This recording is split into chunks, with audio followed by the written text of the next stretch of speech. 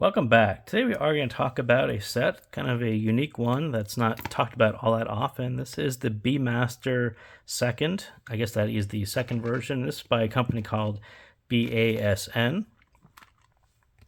So if you look on the side, you can kind of see what it's BASN. So Pro In-Ear Monitoring in California by BASN.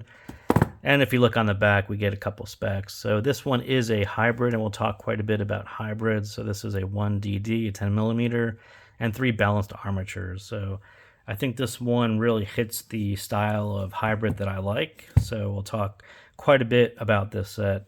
And so this is what it looks like up close. Not a huge fan of the super shiny faceplates. This one, I actually got the split one. So this one side is gold, one side is silver. The rest of the shell is kind of black, well built. It actually looks quite nice. And on the back, it actually says BASN, Bmaster. So the Bmaster is not Bassmaster. We'll look at the graph in a second, but that was my first thought. The cable itself is actually pretty nice looking. That's, I think, a 4-core. Not too bad. What's more interesting about the cable is they give you a second cable that is a microphone cable that I didn't use, but they do give you 2 cables in the box. Also in the box, they give you another shiny accessory, this case. And inside the case, you actually get a great assortment of tips, so lots of silicone tips, the rare triple flange. They also give you 2 pairs of memory foam tips. There's a jack adapter, so lots of stuff included in the box, and I think the price is just over $100 with a coupon, maybe $109 or $105. I don't remember which one it was. So let's look at the graph real quick. And like I said, the Bmaster is definitely not Bassmaster. This base shelf is something that you find on more mid-centric sets. Dark Magician, Heart Mirror, and right here we have Aria Snow. So very, very gentle slide. This is sort of a bass boosted, slightly boosted neutral style bass. It gives you just enough bass here, but super clean mids here. And they give you sort of a touch of an early rise. And I would say the difference right here is something that would have been my change in tuning. I would have pushed this out exactly where Aria Snow is. And the rest of it, so sort of ignore the 10K. That's sort of my coupler artifact, but the rest of it probably falls off and cascades over in a similar fashion to more of a neutral, to criticals, neutral style curve. So second thing to notice on the graph is what I said about Snow Edition. So when you do a mid-centric tuning like this and you really open up your mids, you're really hoping that your dynamic driver can deliver on resolution and technicalities. And on Snow Edition, it sort of pushed the edge of it. So the advantage of doing Bmaster's hybrid in this style is that they're not relying on a dynamic driver to provide all those technicalities. They have 3 balanced armatures to really take over where the dynamic driver falls off. And that's exactly what happens here. And that's why the set is actually a pretty good value at $100 and whatever dollars it is you're basically getting the advantages of a dynamic driver, which does the bass actually quite well.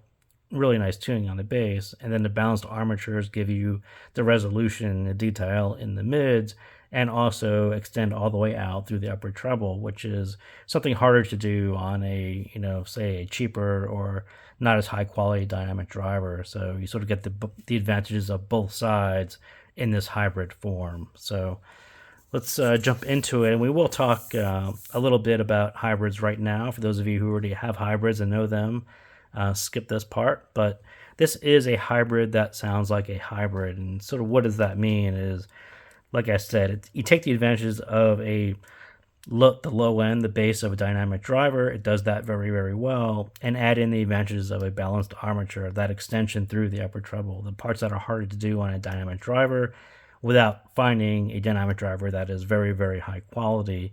You could actually throw, a lesser quality dynamic driver and pair it with a couple nice balanced armatures, and you end up with the whole sound is better than the 2 parts individually. And that's exactly what happens here.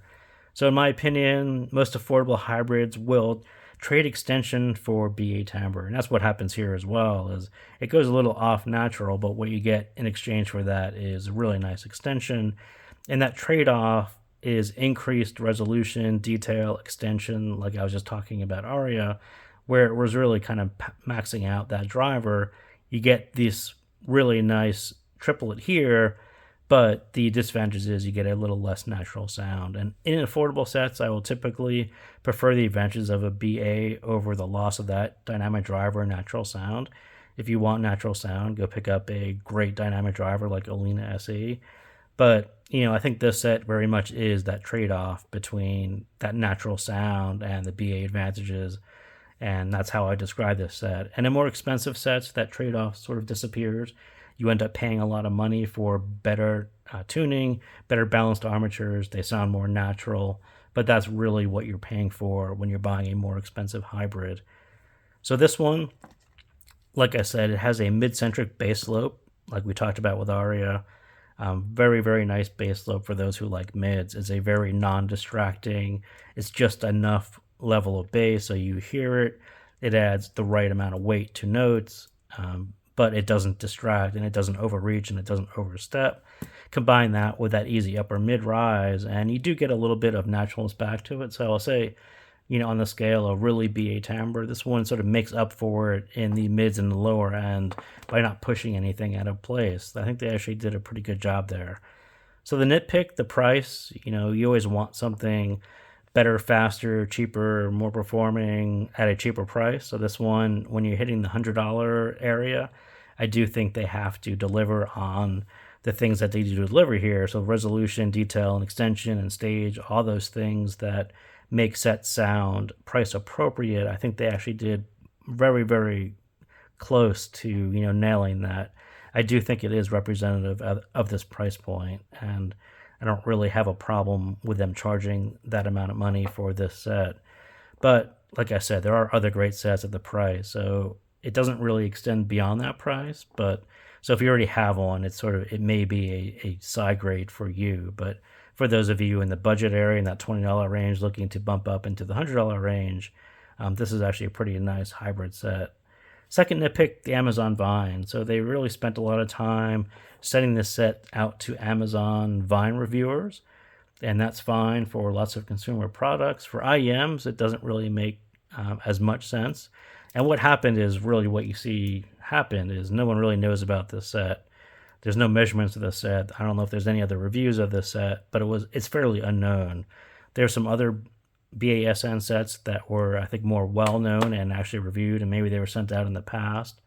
But I think this is a bit limiting as far as getting exposure to people, the larger community who actually buy IEMs. Amazon Vine is sort of a generic reviewing platform, and sure, you actually get lots of reviews, but they tend to be a lot more generic, like this is a great sounding set, is what most of the reviews are going to say. So good tuning, good stage. I think this one actually is, again, another pretty good example of that. You do decent tuning, you get good stage, and that's what happened here. And I sort of had this work in progress about the three pillars. What are the few things that sets really need above bass, mids, treble, to roll up a little higher? What are the three higher level concepts that sets really need to be of value, to sound like they are price appropriate? And I think stage is a big one for me. And I reviewed a set last week that had a really small stage at about the same price point, and it just doesn't sound like that price point. Separation is another thing. How hybrids, of course, give you actually better separation. And this one, you can actually mess up hybrids with separation as well, but this one actually nailed it pretty well. And again, extension. Set last week, not enough extension. So I think there are some higher level things that I'm kind of thinking about, that especially when you talk about hybrids, or even when you talk about dynamic drivers sort of have to hit a few different concepts to really get above mid-pack, to get into a leading position. And I think that's a pretty good start on some of those three things.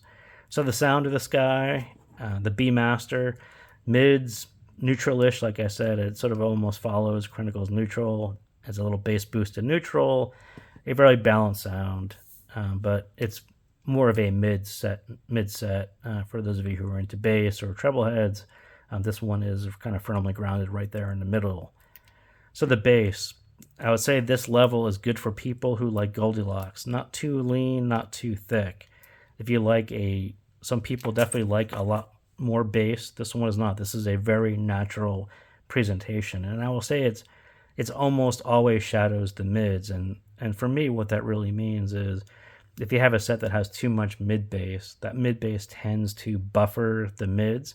You end up with sort of vocals that have a lot of mid bass surrounding it. It tends to drown out the detail, mask the detail.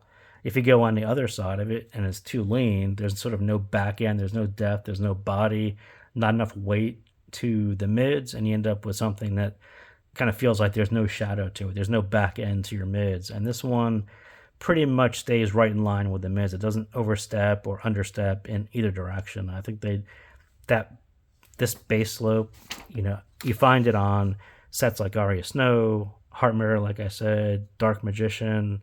It's sort of a known quantity, and I think when I see it, you sort of know what you're going to get. And this one, pretty much the driver delivered on what the slope should sound like. So lots of credit to them for doing that. But at the same time, it's not a hard rumbler. It's not a hard slammer.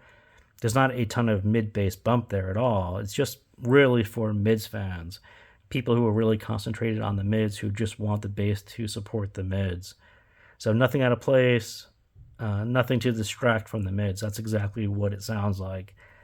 Less so for electronic music and bassier genres. If you need a little more of that groove, a little more of that mid bass, this one is sort of right on the border there. It's actually pretty good, but I would call it right on the border, especially for electronic music. I will say that this one and the BA timbre, I think it kind of works pretty good for instruments with a lot of separation and dynamics. Electronic music, I think it works. It's just it didn't really stand out for me as much as it does on more instruments and vocals. So I think it does sound a hair shallow due to the BA treble on top. So I would say it's balanced, but this, there's a couple peaks here. It definitely sits right on top of the mids. There's just a little brightness to it that'll sort of gives you the appearance, or it just kind of detracts a little bit from the bass. And that's partly why I said electronic music.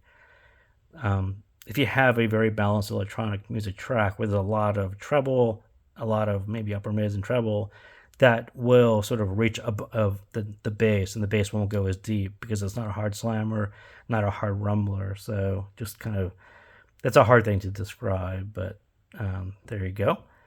So mids, where the recipe of success really comes to fruition here, and that bass supporting the mids, that BA resolution, separation, dynamics, clarity, treble, sitting on top, good stage imaging, everything comes together in the mids, and this one is done very, very well right in the mids. And a lot of it, you can kind of look at the graph and say, well, yeah, it's kind of nice and flat, but this level extension, BA technicalities, lots and lots of things all built up into good mids. So yeah, I think this one actually does pretty good. This set has good bass and good treble, but this is really for mids folks, and it's a great example of balanced tuning, how it all should work together and sound better than the parts. Nitpick, you're always going to want more resolution in a hybrid, and that pin rise at 1.9K is just a little bit early. They could have pushed that back. It would have made the stage a little better, but at least they didn't rise too high. It's about 9 dB, so I think, I would say it just rose a little bit early, and they should have pushed it back where Aria is. Treble hits the right balance of adding clarity, complementing the bass with upper end over the mids, never masked, and extending enough to not sound flat. There's definitely some air there, not too much.